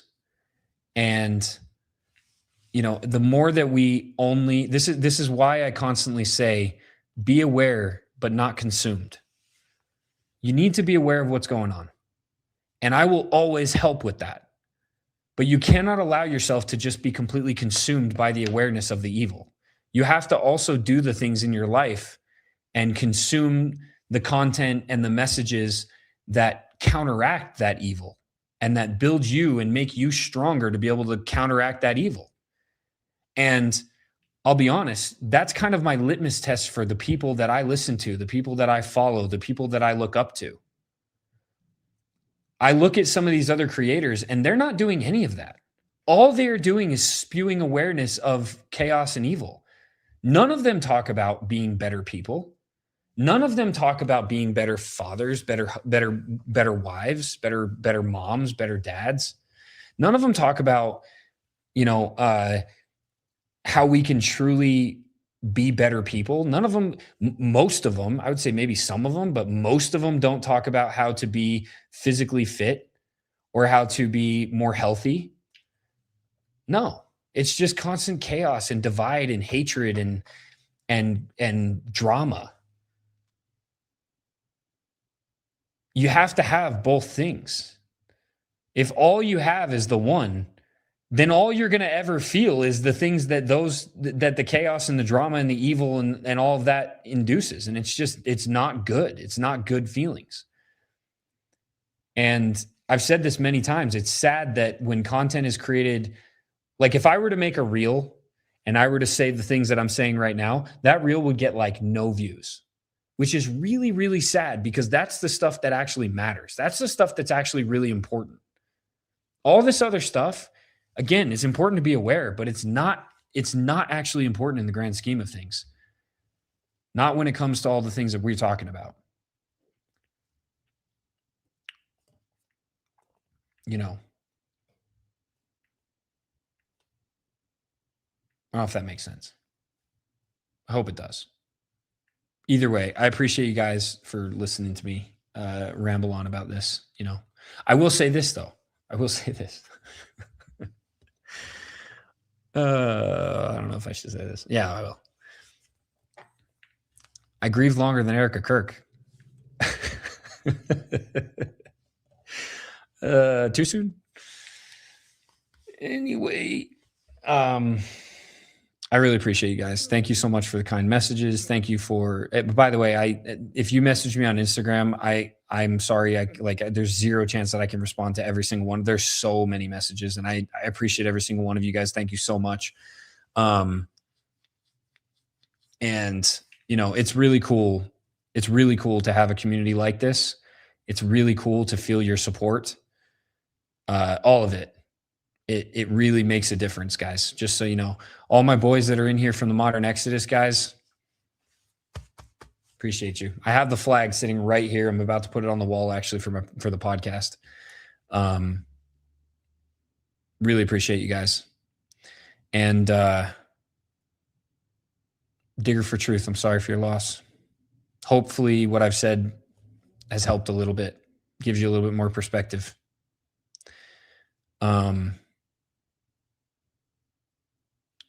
Any other questions? Any other questions, guys? Anything else you want to talk about before I jump off here? Put it in the chat if you do. If not, we'll call it a night. And I just appreciate you guys being here.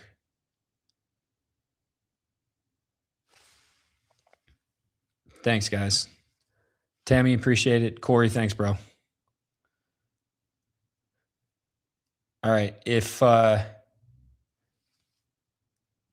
Can you and I debate dumbass Tatum live?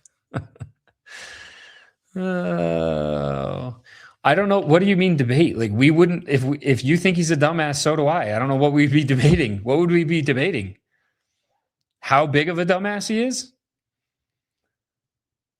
Or are you saying like we debate him?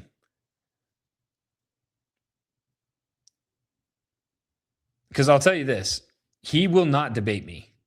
The closest thing I've ever gotten to a debate with him was that live stream that, like, if you guys don't know what happened, he was live streaming on Instagram. And I told my VIP channel to force him to debate me on his live. And he got blown the freak up in his comments. And it was hilarious. And then he had me on and I called him out for allegedly and potentially stealing millions of dollars from his Charlie Kirk merch that anyway, go watch those videos. You see what I'm talking about. But he had me on and we got into a little bit of a debate, but like it wasn't a real debate. And whatever was said, I freaking mopped the floor with him. But like to have an actual debate with a moderator, he would never. I would absolutely eviscerate him. To put it in perspective, there was one point where we were talking about Lindsey Graham. And I asked him something about Lindsey. I asked him about how can you support Trump if Trump is like outwardly supporting Lindsey Graham? And he didn't know who Lindsey Graham was. Just to put that in perspective, okay? He didn't know who Lindsey Graham was. To put it in even more perspective, he had just spoken on stage with Lindsey Graham like 4 days prior to that at some Jewish coalition conference, okay? The man is a fool. The man is an absolute clown. He will never debate us, ever. If we had a moderator and an actual debate, oh my goodness. It would never, ever happen. So if that's what you meant, that's probably Cody. Thanks, brother. Appreciate you, man. Yeah, I didn't even see, honestly, all I saw was his ex post about Joe Kent. I didn't watch his like video or whatever. Maybe I'll watch it and clip it up or something and freaking put him in his place. I don't know. Here's the thing too. Like I don't want to be that creator that's just constantly like going after other influencers and other people. Like that string of videos that I made about Tatum was like the most that I've done for about anybody, specifically one person, in a very long time. Like it's not my MO to just make all my content about slamming other people. I mean, not that he doesn't deserve it, not that all these people don't deserve it, but it's more just like, I don't know. It's fun, but like, is it really helpful? Is it really productive? No, it kind of just puts me in the same box as them, but I don't know. Maybe not. I would debate him though, if he would debate me, but he won't. If you guys followed me for any amount of time, you already know that like I'm 6-0 for people not wanting to debate me. For people saying, yeah, I'll debate you, and then not doing it. And like basically ghosting me. And I think the reason why is because at first they're like, oh yeah, okay, I'll do it. And then they go and they dive into my content and they're like, oh, this guy actually knows what he's talking about. Maybe this is a bad idea. So, yeah.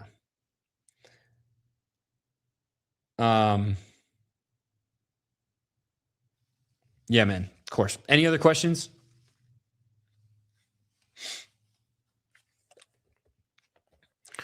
Bueller. How many of you guys like movies? It's such a random. This is my ADD's talking now, but I found a podcast that's just nothing about movies, and I was like, man, nothing but movies, and I was like, man, I would love to just talk about movies and not politics. That would be so fun. Okay, this is good. If Charlie were here today, what story do you think he would be on top of? He'd be 100% on top of Iran. I truly believe that Charlie would be saying things like what I'm saying. He would be, it's like I said in the beginning of this, guys, Charlie would be mimicking everything that's coming out of the mouths of Tucker, Candace, Thomas Massey, myself, who else? Ian Carroll, Megyn Kelly. He would be saying all of the same things that all of these people that you've been told are evil and demons and, you know, enemies of the party. He would be saying all the exact same things because all you have to do is go watch all of his other content. He was completely against going to war with Iran. He literally called out Lindsey Graham before he died for flipping the script and going from we need to prevent them from having nuclear warheads to regime change. He made an entire post about it. I made a post about it. My post is on my Instagram somewhere. Go find it. He literally said that verbatim. He said, I am totally against everything Lindsey Graham stands for. He called Lindsey Graham a neocon and a war hawk. So all of these people that are now being promoted by Trump and the Trump administration and the MAGA influencers and all these media personalities that are complete cucks for MAGA, all of them are saying the exact opposite and promoting the exact opposite people that Charlie would have. Like, it's crazy. It's so apparent. So yeah, that's my answer. His own organization removed all of his shows. Yeah, most people don't know that. So this is true. This is 100% true, by the way. His own organization removed all of his shows from YouTube, Apple Podcasts, Rumble, etc. They did. And so here's the weird question, right? That like, if they removed all of his old shows, why is the show still called The Charlie Kirk Show?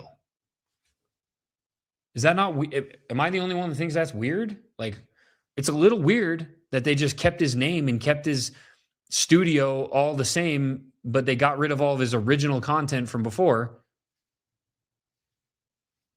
Right? And we don't even need to get into Erica Kirk. I mean,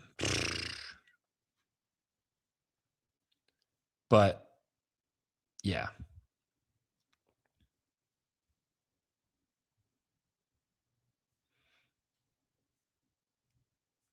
Any other questions, guys?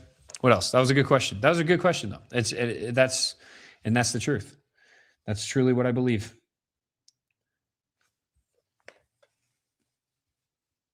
Do I think Erica and JD are related?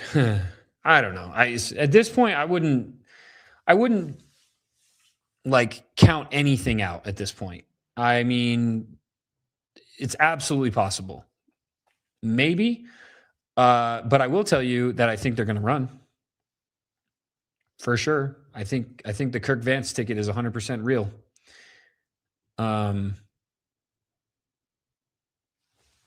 That is definitely what I believe. And I think there's even a possibility that they'll try to install Erica as POTUS, not just vice president. I think there's a possibility that they try to install her because she's which again, it's one of those things where it's like, they're so out of touch with reality, and they think they know what's going on, but they clearly don't, because if they believe that people are going to support Erica Kirk, they're freaking insane. The majority of the people in this country are like, this chick is whack. Most of the people in this country think that Erica Kirk is insane and that she's in on it. So I don't know.